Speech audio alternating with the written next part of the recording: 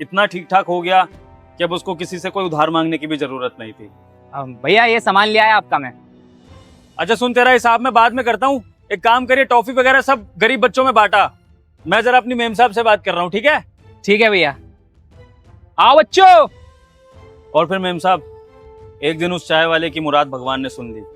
वो लड़की साक्षात उस चाय वाले के सामने आके बैठ गई और अब उस चाय वाले को उस लड़की को वो चुराए हुए पैसे वापस करने हैं।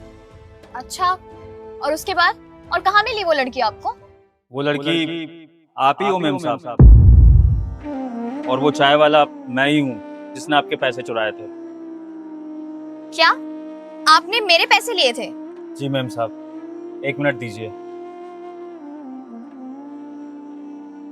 ये लीजिए मेम साहब, आपके वो चुराए हुए पैसे सूद समेत वापस कर रहा हूँ, दीजिए। और मुझे माफ कर दीजिएगा मेम साहब, भले ही मैंने चोरी करी थी लेकिन मेरी नीयत गलत नहीं थी। आपको पता है भैया, जिस दिन आपने ये पैसे उठाए थे ना, उस दिन मैं बहुत ज्यादा परेशान, क्योंकि ये पैसे मुझे किसी को देने थे और काफी जरूरी थे ये पैसे मेरे। जब ये पैसे खो गए तो मुझे समझ नहीं आया कि मैं क्या करूं और इतने सारे पैसे उस इंसान को कैसे दूंगी। लेकिन फिर भी मैंने जैसे तैसे कहीं ना कहीं से अरेंज करके ये पैसे उसे दे दिए। पर पता है ये पैसे कहाँ गए, कैसे गए, या किसी ने चोरी किए, ये बात सोचकर मैं परेशान नहीं हुई। मैंने सिर्फ भगवान से यही दुआ की कि जिसके हाथ में ये पैसे लगे ना, वो इंसान इसका सही इस्तेमाल करे, गलत इस्तेमाल ना करे। और मुझे अपने अच्छे कामों पर इतना तो भरोसा था कि ऊपर वाला मेरे साथ गलत नहीं होने देगा। आज मेरे पैसे गए हैं तो कल को वापस भी आ जाएंगे। वैसे मेम साहब, आप सच में बहुत ईमानदार इंसान होंगी, तभी आपके पैसा आने से मेरे यहाँ भी बरकत हो गई।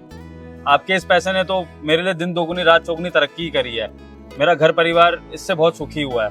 तो वाकई आपकी नीयत और आपके पैसे दोनों में ही बरकत है। खैर भैया, जो हुआ वो सही ही हुआ, लेकिन आप मुझसे वादा कीजिए कि आप आज के बाद कभी भी चोरी नहीं करेंगे, क्योंकि इंसान की नीयत भले से अच्छी हो और वो अच्छे काम ही क्यों ना करे, लेकिन चोरी चोरी ही होती। ठीक है? जी मैम साहब, वादा करता हूँ आज के बाद कभी भी गलत रास्ता नहीं अपनाऊंगा। आप बैठ के चाय पीजिए ना। हाँ।